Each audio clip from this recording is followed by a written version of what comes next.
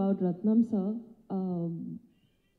Ratnam sir is the most first Yellarku Vanakam. Thank you so much for coming. So Ratnam sir is the most passionate person I have ever met in my life. Even I am not as passionate about him as for cinema.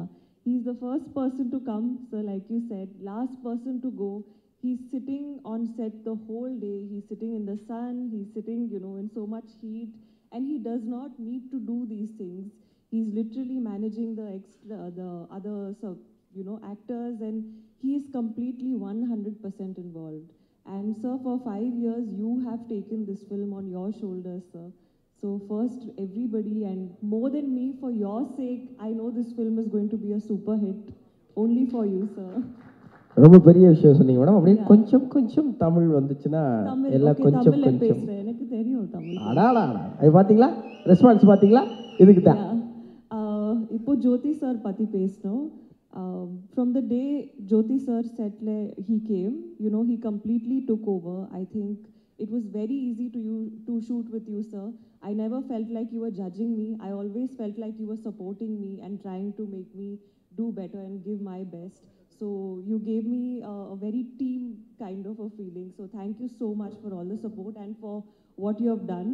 And Keeravani sir, last time na Ungulpati Pesle, I completely my mistake.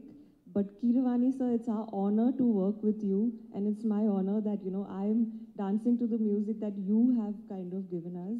So thank you so much, and I'm sure everybody is going to be dancing to your tunes soon. Nasir sir, thank you so much for coming. Satyaraj sir, thank you. And Shobhi master, thank you for patiently choreographing the whole thing and supporting me and giving me the best and showing me all the expressions and everything.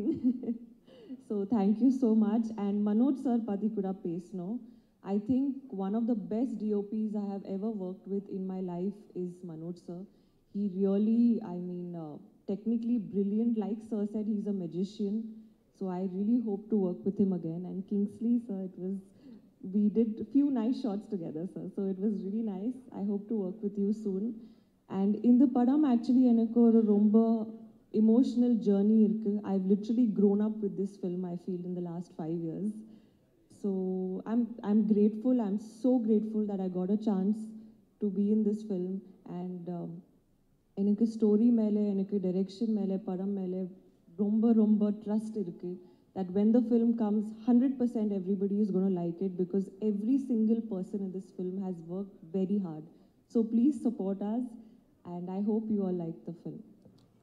ரொம்ப நன்றி madam. படத்தில் 5 இடத்துல பாட்டு வர மாதிரி அங்கங்கே தமிழ் போட்டு அழகாக பேசுனீங்க. எங்களுக்கு என்ன கூடுதல் மகிழ்ச்சினா, தமிழ்நாட்டு டெப்டி சிஎம் கூடயும் நீங்கள் படம் பண்ணியிருக்கீங்க, ஆந்திர பிரதேசுடைய டெப்டி சிஎம் கூடயும் படம் பண்ணியிருக்கீங்க. எப்படி இந்த மாதிரி நீங்கள் சூஸ் பண்ணுறீங்க? Actually, not choose panle, avar da choose panta enakku. No, but so if anybody wants to be the next deputy CM, they should cast me. I'm just kidding. It's years of hard work, it's years of effort, a lot of planning and a lot of perseverance that it takes to be in that position. So happy. And most importantly, Pawan Kalyan sir, I always say in Telugu, ee adrushtam naaku dorkindi, and I'll always remember that. Pan India deputy CM ஹீரோயினுக்கு எங்களுடைய அன்பு நிறைந்த வாழ்த்துகள். ரொம்ப நன்றி ma'am. அனைவருக்கும் வணக்கம். ஒரு விஷயம் சொல்கிறேன்.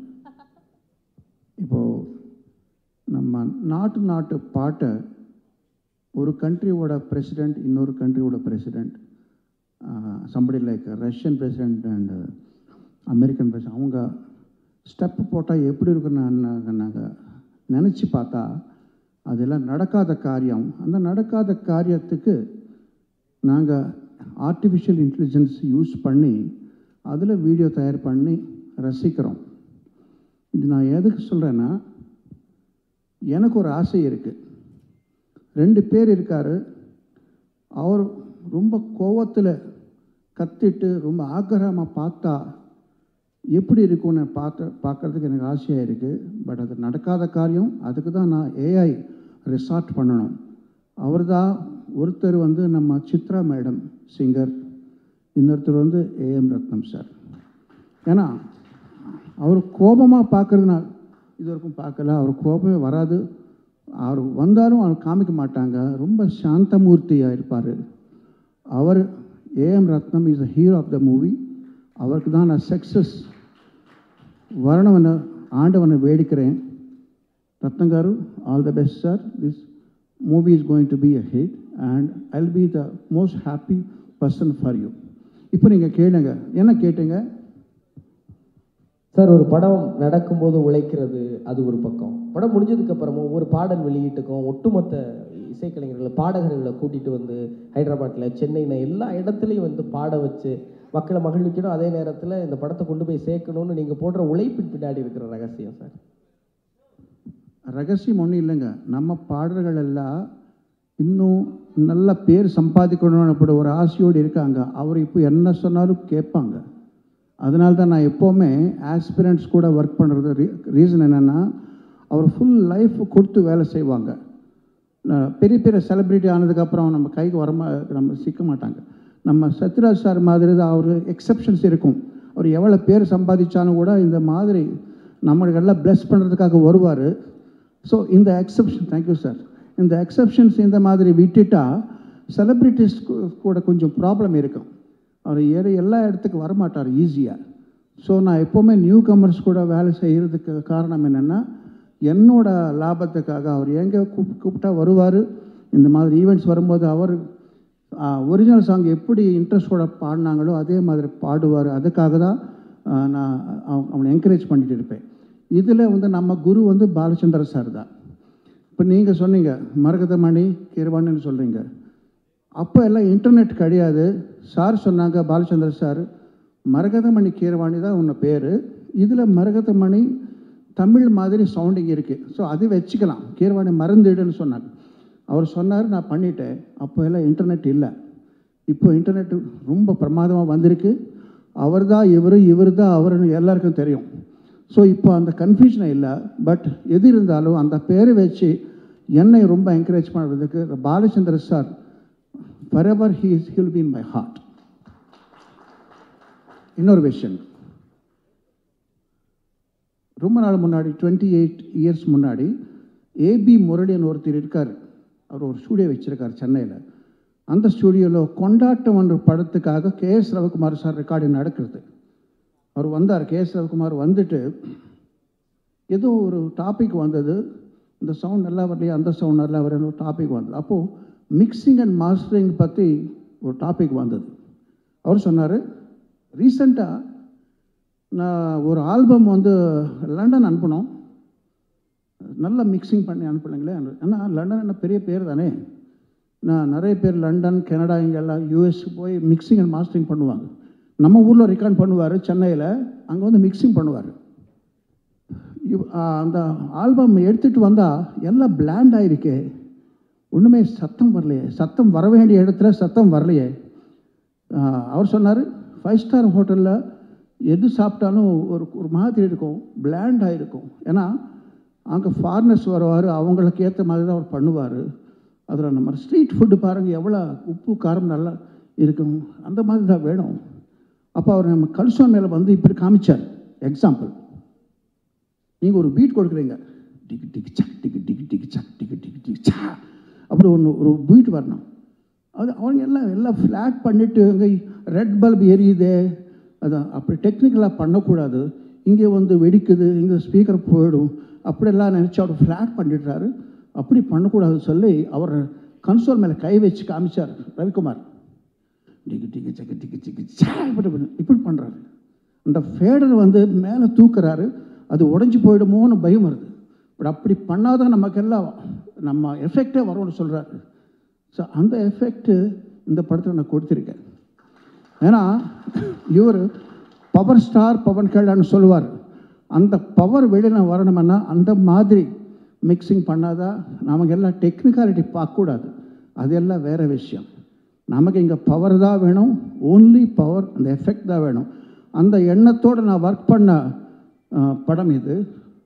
முக்கியமான விஷயம் என்னென்னா, நான் நல்லா பண்ணேன் சொல்கிறார். நல்லா பண்ணுறது ஒரு விஷயம், நல்லா பண்ண விடுறது ஒரு விஷயம். ஸோ அதுதான் டைரக்டர். ஒரு கை நல்லா பண்ணுறது, நல்லா பண்ண விடுறது இன்னொரு கை. 2 கை சேர்த்தா தான் கைத்தட்டல் வரும், சத்தமே வரும். Jothi, thank you for allowing me to do whatever I wanted to do. So இந்த படம் நல்லா சக்ஸஸ் ஆகி நம்ம ரத்னம் சாருக்கு நல்ல பேர், நம்ம பணம் கூட எடுத்துகிட்டு வரணும்னு நான் ஆசைப்படுறேன். எல்லாருக்கும் வணக்கம், நன்றி. நிறைய ஜாம்பவான்கள்கிட்ட ஒர்க் பண்ணியிருக்கேன். அந்த அனுபவத்தில் ஆனால் நான் படிப்படியாக முன்னுக்கு வந்து அப்புறம் ப்ரொடியூஸ் பண்ணி டைரக்ட் பண்ணியிருக்கேன். நிறைய தெலுங்கில் பாடல்கள் எழுதியிருக்கேன். நிறையா கற்றுக்கிட்டேன். இந்த சினிமா சாதாரணம் இல்லை, இது நமக்கு வாழ்க்கையை கற்றுக் கொடுக்கும். சினிமா ஒரு என்டர்டெயின்மெண்ட் மட்டும் இல்லாமல் அந்த சினிமாவில் நான் சமீபத்தில் 2-3 விஷயங்கள் சந்தித்தேன். ஒரு வாட்டி நான் பாம்பேயில் இருந்து ஃப்ளைட்டில் ஜேர்னி பண்ணுறேன். ஒரு தமிழ் அவர் ஃபோனில் பேசிகிட்டு இருந்தார். பேசிட்டு இருக்கும்போது ஏதோ வீசா வேணும், சிங்கப்பூர் போனால் மலேசியாவில் கிடைக்குமானா பக்கத்தில் போய்ட்டு இமீடியட்டாக 2 நாள் 3 நாள் கிடைக்குன்னு இப்படி பார்த்தார். சார் உங்களை எங்கேயோ பார்த்தமா இருக்கேன்னு கேட்டார். நான் நீங்கள் என்ன வேறுனா சினிமா ப்ரொடியூசர், என்ன படம் பண்ணியிருக்கீங்க சார்? அதுதான் நான் இந்தியன் படம் பண்ணேன் சார். நான் தியேட்டரில் 25 வாட்டி பார்த்தேன் சார். என் வாழ்க்கை 1500 ரூபா சம்பளத்தோடு ஆரம்பித்தேன். இன்றைக்கி 5 லட்சம் சம்பாதிக்கிறேன். அந்த படத்தால் நான் 1 நயா இது வரைக்கும் லஞ்சம் வாங்கலை சார் அப்படின்னு சொல்லி அந்த படத்தை எவ்வளோ இன்ஸ்பிரேஷன் கொடுக்குதான்ட்டு. வைஜெயந்தி ஐபிஎஸ் ரிலீஸ் ஆகும்போது தமிழ்நாட்டில் அப்போது லேடிஸ் வந்து டிபார்ட்மெண்ட்டில் இல்லை, 300 லேடி கான்ஸ்டபிள் போஸ்ட்டுக்கு 5000 பொண்ணுங்க வந்து இன்டர்வியூக்கு வந்தாங்க. ஸோ அவ்வளோ இன்ஸ்பிரேஷன் வந்து படத்தை கொடுத்துருக்கு. சமீபத்தில் பெங்களூரில் ஒரு ப்ரொடியூசர் சந்தித்தேன். இப்போது விஜய் சாரோட படம் பண்ணுறாரு கேவிஎன். அவர் கேவிஎன்னு எனக்கு தெரியாது, நான் யாருன்னு அவருக்கு தெரியும். ஆனால் அவர் வந்து என்னோட பாடல்கள் எல்லாமே அவர் ரசிகர். அவர் மொபைலில் எல்லாமே நான் சாங்ஸ் எழுதியிருக்கேன்னு அவருக்கு தெரியாது.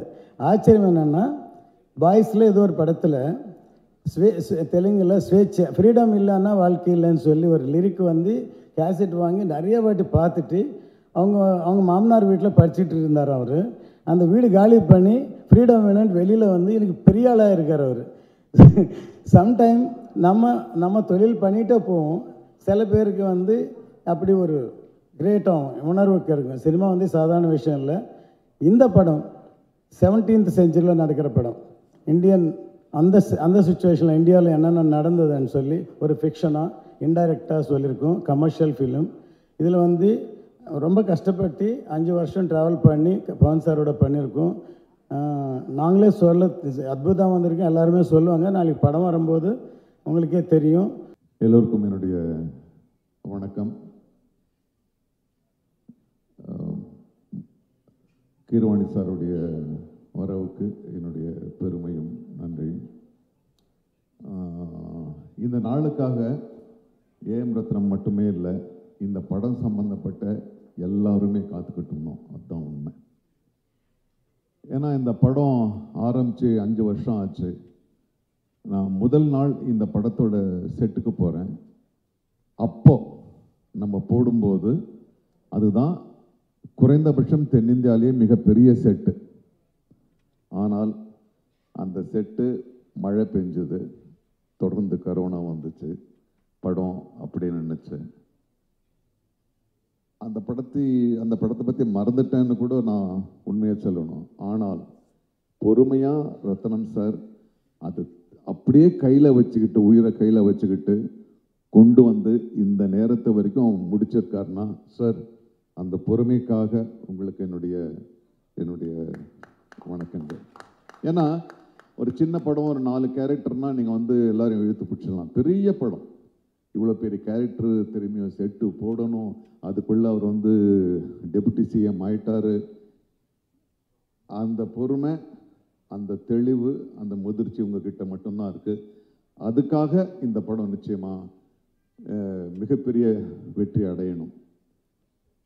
அப்புறம் ரத்னம் சாருக்கு அடுத்தது நான் பாராட்ட வேண்டியது என்னுடைய கடமை ஜோதி. ஏன்னா வேற ஒரு டைரக்டரை வச்சு ஆரம்பித்தாங்க. 5 வருடங்களுக்கு பிறகு அவர் வேறு ஒரு நிலைக்கு போயிட்டார். இந்த படத்தை யாரை தொடர்ந்து கொண்டு போகுது அப்படின்னு ஒரு பெரிய பிரச்சனை அப்படின்னு போகும்போது ரத்னம் சார் சொன்னார், விதின்னு. விதி கிடையாது, அவனுடைய அறிவு தான் கொண்டு வந்து இங்கே நிறுத்தது. இவ்வளோ பெரிய படத்தை அவனுடைய அறிவு தான் தீர்மானிச்சது. ஏன்னா ஜோதி இந்த படத்தை ஆரம்பித்த முதல் நாள் நான் போனேன், சிரிச்சுக்கிட்டே இருந்தேன். சார் எப்படி எப்படி உங்களுக்கு எந்த பொறுமை இருக்கோ அப்படியே அவனுடைய புன்சிரிப்பு. பார்த்தா செட்டில் ஒன்றுமே இல்லை, ஒன்றுமே இல்லை. ஆனால் படம் நடக்குது. நான் கேட்டேன், ஜோதி என்னடா இது, என்னப்பா இது? இல்லை சார்ன்னு, இந்த படம் எப்படி எடுக்க போகுதுன்றதை பற்றி டெக்னிக்கலாக ரொம்ப தெளிவாக என்கிட்ட சொன்னான். அப்போவும் எனக்கு பயம், சரி இவன் எல்லாம் கரெக்டாக சொல்கிறான், அது எடுக்கணுமே அப்படின்னு. ஆனால் நான் டப்பிங்க்கு போகும்போது ரொம்ப ஆச்சரியமாச்சு. ஒரு குழந்தை மாதிரி எனக்கு வந்து அந்த ஒரு ஆச்சரியம் தான் வந்துச்சு. எவ்வளோ மலைகளை கொண்டு வந்திருக்க, குதிரைகளை பல பிரதேசங்களை கொண்டு வந்திருக்க, உன்னுடைய அந்த அறிவுக்கு என்னுடைய நன்றி. திரையுலக நண்பர்களுக்கும் பத்திரிகை நண்பர்களுக்கும் முதல்ல என்னுடைய பணிவான வணக்கத்தை தெரிவிச்சுக்கிறேன். சினிமாவில் நடிகராக இருந்து முதன்முறையாக முதலமைச்சரானவர் புரட்சித் தலைவர் எம்ஜிஆர் அவர்கள். ஆந்திராவில் சினிமாவிலேருந்து நடிகராக இருந்து முதலமைச்சரானவர் மரியாதைக்குரிய மாண்புமிகு என்டிஆர் காரு அவர்கள். இன்னைக்கு அவருடைய பிறந்த நாள். இன்று என்டி ராமராவ் அவர்களின் பிறந்த நாள். அந்த பிறந்த நாள் அன்று ஆந்திராவின் deputy CM power star Pawan கல்யாணுடைய ஒரு நிகழ்ச்சி, ஒரு விழா நடக்கிறது வந்து எனக்கு ரொம்ப மகிழ்ச்சியாக இருக்குது, ரொம்ப பெருமையாக இருக்குது. இவனுக்கு எப்படா தெரியும் என்டிஆர் சாரோட பர்த்டே இன்னைக்கு அப்படின்னு கேட்குறீங்களா? எனக்கு யார் சொன்னாங்க தெரியுமா? ஃபோனில் மெசேஜ் வந்தது. வாணிஸ்ரீ மேடம் சொல்லியிருக்காங்க. நான் வசந்த மாளிகை படத்தினுடைய தீவிர ரசிகன். பாரு, பூபதி ராஜா சார் வந்திருக்கார். அந்த படத்தினுடைய வசனகர்த்தா வந்து பாலமுருகன் சார். வசந்த மாளிகை படம் பார்த்துட்டு யாராவது கிட்ட பேசணும்னு எனக்கு ஆசை, எனக்கு ரொம்ப பிடிச்ச படம். அப்போ சச்சு மேடம் வந்து என்கிட்ட சொன்னேன், நான் அவங்ககிட்ட நான் சொன்னேன், நேற்று வசந்த மாளிகை படம் பார்த்தேன் மேடம் அப்படின்னு. அப்படியா, இதான் நம்பர் கொடுக்குற, வாணிஸ்ரீ கிட்ட பேசுங்களேன் அப்படின்னாங்க. அப்போ வாணிஸ்ரீ மேடத்துக்கிட்ட ஃபோன் பண்ணி பேசி அந்த படத்தை பற்றி பேசி நிறைய ஈவெண்ட் விஷயங்களை வந்து பகிர்ந்துக்கிட்டோம். அவங்க தான் இன்றைக்கி மெசேஜ் அனுப்பியிருக்கிறாங்க, என்டிஆர் சாருடைய பர்த்டே அப்படின்னு. ஸோ இன்றைக்கி அது ஒரு கோஇன்சிடென்ஸ், ரொம்ப சந்தோஷமாக இருக்குது. உண்மையிலேயே ரத்ன சார் வந்து பிரமாதமாக பேசினார், அவருடைய ஃபீலிங்ஸ் எல்லாம் சொன்னார். இந்த படம் வந்து நிச்சயமாக மிகப்பெரிய அளவில் வெற்றி அடையும். என்னென்னா நாங்கள் நடிச்சிருக்கையில் எனக்கு தெரியல, நாங்கள் எல்லாம் நல்லா ஒரு சின்ன சின்ன கேரக்டர் பண்ணிக்கிற அவ்வளோதான். ஜோதி கிருஷ்ணா வந்து எங்கிட்ட வந்து லேப்டாப்பில் கொண்டு வந்து சீன் காட்டினார், எப்படி எடுக்க போகிறேன்னு. நான் உண்மையிலேயே ரத்ன சார், ஈன்ற பொழுதில் பெரிதர்வுக்கும் தன் மகனை சான்றோர் என கேட்ட தாய் அப்படிங்கிற இடத்துல தகப்பன்னு நீங்கள் போட்டுக்கலாம். அந்த அளவுக்கு ஜோதி கிருஷ்ணா வந்து பிரமாதமாக அந்த சீனை காட்டினார். நான் சொன்னேன், எப்படி ஜோதி இது என்னன்னு கேட்டேன்னா, அப்புறம் அவர் போய் அப்போ தான் வந்து ஃபாரினில் போய் படிச்சுட்டு வந்த விஷயத்தையெல்லாம் சொன்னார். அதை பார்த்து படிச்சுட்டு வந்தால் மட்டும் பார்த்தா தான் அந்த நீங்கள் பார்த்த மாதிரியே நானும் பார்த்து பிரமிச்சிட்டேன், அந்த மேக்கிங்கை பார்த்து பிரமிச்சிட்டேன். அதனால் வந்து இந்த படத்தில் வந்து நானும் இருக்கிறேன் அப்படிங்கிறது எனக்கு ஒரு சந்தோஷமான விஷயம். ஆனால் அதை விட சந்தோஷமான விஷயம்னா, சாரி டு சே நிதி, நான் தான் இந்த படத்தோட ஹீரோயின். நான் தான் ஹீரோயின். ஒரு படம் என்ன, நீங்கள் டைட்டானிக் வேணாலும் எடுங்க, என்ன கதை? கப்பல் முழுகுது, ஹீரோயினை காப்பாற்றுறதுக்காக ஹீரோ போராடுறாரு, அதில் 2 பேரும் மூழ்கிடுறாங்க. ஸோ ஒரு ஹீரோ யாரை காப்பாற்றுறதுக்காக ஹீரோ கஷ்டப்படுறாரோ அவங்க தானே ஹீரோயின். அப்படி பார்த்தா இந்த படத்தில் நான் தான் ஹீரோயின். என்னை காப்பாற்றுறதுக்காகத்தானே பவன். ஜோதி கரெக்டா? அவுட்லைன் சொல்லிட்டேன்னு தப்பாக நினைக்காதீங்க. இந்த படத்தில் பவர் ஸ்டார் பவன் கல்யாணுக்கு நான் தான் ஹீரோயின். அவர் என்னை காப்பாற்றுறதுக்காக தான் வராரு. இந்த படத்தினுடைய எவ்வளோ கஷ்டமே என்னை காப்பாற்றுறதுக்காக நடக்கிறது தான். அதனால் இப்படி ஒரு பிரம்மாண்டமான படத்தில் நான் ஹீரோயினாக நடித்ததை பற்றி ரொம்ப பெருமைப்படுறேன். அடுத்த பார்ட் 2 எடுக்கல கிரவாணி சார், சினிமாவில் என்னென்னமோ போயிட்டு வந்துட்டோம். இருந்தாலும் உங்கள் சாங்கை நான் இப்போ பாடிட்டேன். பாகுபலி 2ல் வந்து நானும் இதே மாதிரி டேப் அடிச்சுட்டு ஒரு 4 பிட்டு பாடிட்டேன். பார்ட் 2 பண்ணையில் கொஞ்சம் அதை மனசில் வச்சுட்டு எனக்கு நாசர் சாருக்கு ஒரு நல்ல ஒரு அருமையான சாங் போட்டுருவீங்க. ஷோபி மாஸ்டரும் பார்த்துக்கிட்டே இருக்காங்க சார். எதுங்க? ஷோபி மாஸ்டரும் பார்த்துக்கிட்டே இருக்காங்க. வீரமல்லு 2ல வந்து உங்களை வச்சு சிறப்பாக ஏதாவது. ஆமாம் ஆமாம், நிச்சயமா. ஆமாம், மனோஜ் இல்லை நாங்கள் ஆடிடுவோம், நாங்கள் டான்ஸ் ஆடிடுவோம். நாங்கள் அதை எதுக்குமே கூச்சப்படாத ஆளுக்கு தானே. பரதநாட்டியம் ஆடினோமா, வஞ்சிக்கோட்டை வாலிபன் வேணுமா உங்களுக்கு, வைஜெயந்தி மாலா 10 மணி 2 பேரும் ஓகேன்றோம். என்ன சார் அப்புறம் அது மாதிரி விஷயங்கள். கேமரா கூச்சமே இல்லாத ஆட்கள் நாங்கள். அப்படி இருந்தால் தான் சினிமாவில் வந்து எந்த கேரக்டர் கொடுத்தாலும் நடிக்க முடியும். இப்படிப்பட்ட ஒரு சிறப்பான படத்தில் நானும் இருக்கிறேன் அப்படிங்கிறது எனக்கு ரொம்ப மகிழ்ச்சியான பெருமையான விஷயம். ரத்ன சாருடைய நல்ல மனசுக்கும் ஜோதியினுடைய நல்ல உழைப்புக்கும் இந்த படம் வந்து மாபெரும் வெற்றி அடையும் என்று நம்பி வாழ்த்துகிறேன். வணக்கம். முதல்ல எல்லாருக்கும் வணக்கம். எங்கள் டைரக்டர் நெல்சன் ஐயாக்கு நன்றியை தெரிவித்து ஆரம்பிக்கிறேன். ஹரிஹர வீரமல்லு இந்த படத்தில் வாய்ப்பு கொடுத்த AM Rathnam sir, Jyothi sir, Pawan sir, Nithi madam, Shobi master எல்லாருக்குமே நன்றியை தெரிவிச்சுக்கிறேன். கேஆர் சார் சொன்னார், எப்பவுமே ஏஎம் ரத்னம் சார் வந்து அவர் படத்தில் வந்து ஏதாவது ஒரு கான்ட்ரிபியூஷன் இருக்குன்ட்டு. சார் இந்த படத்தில் அவர் தான் கொரியோகிராஃபர். ஆமாம், அந்த டான்ஸ் பார்த்தீங்கல்ல, பாதி மூமெண்ட் ஷோபினா, மீதி மூமெண்ட் போட்டதெல்லாம் சார் தான். இது ஒத்து, இது பாகலேது எல்லாமே மானிட்டரில் உட்காந்துட்டு எந்திரிக்கவே இல்லை. அவர் காலில் கொஞ்சம் அடிப்பட்டிருக்கோம். அந்த அடியை தாங்கிக்கிட்டு full day sir, full day உட்காந்துட்டு இந்த பாட்டை சார் பண்ணாங்க. சார் வந்து அவரை பற்றி சொல்லவானா நம்ம, ஏன்னா ப்ரொடியூசர் கிங் அவர். ஏன்னா அவருடைய படங்கள் எல்லாமே தெரியும். இந்த படத்தில் எனக்கு வாய்ப்பு கொடுத்ததுக்கு ரொம்ப நன்றி சார். Thank you sir. ஆக்சிஜன் ஒரு தெலுங்கு படம் கோபிச்சந்த் வச்சு டைரக்ட் பண்ணேன் தெலுங்கில் போய். அதுக்கப்புறம் இன்னொரு படம். ஸோ ஒரு 4 இயர்ஸாக நான் ஆந்திராவில் இருந்தேன், தமிழில் இல்லை. அதே மாதிரி தெலுங்கு படம் இந்த படம் ஆரம்பித்த அப்புறம் 4-5 இயர்ஸாக தமிழ்லேயும் படம் பண்ணல. சின்ன மனசில் ஒரு வருத்தம், என்னடா தமிழில் நம்ம படம் சூர்யா மூவிஸ் படம் எதுவுமே தமிழில் வரவே இல்லையே, ரொம்ப நாளாச்சு, திருப்பி எப்போ தமிழில் வந்து படம் பண்ணுவோம், எப்போ வந்து ஒரு சின்ன உள்ளுக்குள்ள ஒரு வெயிட்டிங்கில் இருந்தேன். அதே மாதிரி தமிழில் திருப்பி டைரக்டர் பண்ண ஒரு வாய்ப்பு கிடைக்குமா அப்படின்னு ஒரு மனசில் ஒரு ஃபீலிங்கும் இருந்தது. பட் நான் ரியலைஸ் பண்ணல, நான் ஒரு பேன் இண்டியா படம் பண்ணிகிட்ருக்கேன். இந்த படம் வந்து மூலியமாக தமிழில் வந்து நம்ம தமிழ் மீடியா, நம்ம ப்ரெஸ் மீடியாவை, நம்ம ஃப்ரெண்ட்ஸ் எல்லாரையும் திருப்பி மீட் பண்ணுவேன்னு நான் எதிர்பார்க்கவே இல்லை. உங்களெல்லாம் மீட் பண்ணது ரொம்ப சந்தோஷமாக இருக்குது சார். இங்கே இருக்க நிறைய பேருக்கு நல்ல ஃப்ரெண்ட்ஸ், எல்லா ப்ரெஸ்லையும் எல்லாருமே திருப்பி ஒரு கிட்டத்தட்ட 3 இயர்ஸ் 4 இயர்ஸ் கழிச்சு மீட் பண்ணுறேன். I feel very happy and proud to meet everybody sir. Thank you so much. And first எங்கள் அப்பா பேசும்போது கொஞ்சம் எமோஷனாக பேசினாங்க. ஆனால் அதில் நிறைய அப்பா அவர் எவ்வளோ எமோஷன் என்னை பற்றி திங்க் பண்ணி கேர் பண்ணுறாரோ, அதே மாதிரி எங்கள் ஃபேமிலியை பற்றியும் என்னை பற்றியும் அவரோட பிளெஸ்ஸிங்ஸான்னு சொல்ல முடியாது. நிறைய இண்டஸ்ட்ரியில் நிறைய பேர் நிறைய ப்ரௌடாக ஃபீல் பண்ணி நிறைய பேசியிருக்காங்க. ஒரு சின்ன மூமெண்ட் வந்து நடுவில் நான் டைரக்ஷன் பண்ணலைங்க. டைரக்ஷன் பண்ணக்கூடாதுன்னு கிட்டத்தட்ட ஒரு 8 இயர்ஸ் கேப் எடுத்தேன். அது காரணம் வந்து ஒரு தடவை பர்சனலாக அஜித் சாரை மீட் பண்ணப்போ அவர் ஒரு வார்த்தை என்ன சொன்னார், அப்பாவுக்கு ஏஜ் ஆகிட்டே இருக்குது, அப்பாவுக்கு நீ சப்போர்ட்டாக இருக்கணும், நீ படம் ப்ரொடக்ஷன் பார்த்துக்கோ, டைரக்ஷன் பண்ணாத ப்ரொடியூஸ் பண்ணு அப்படின்னாரு, உனக்கு நல்லா வரும் அப்படின்னு. அந்த ஒரு செகண்ட் நான் எதுவும் யோசிக்கலை.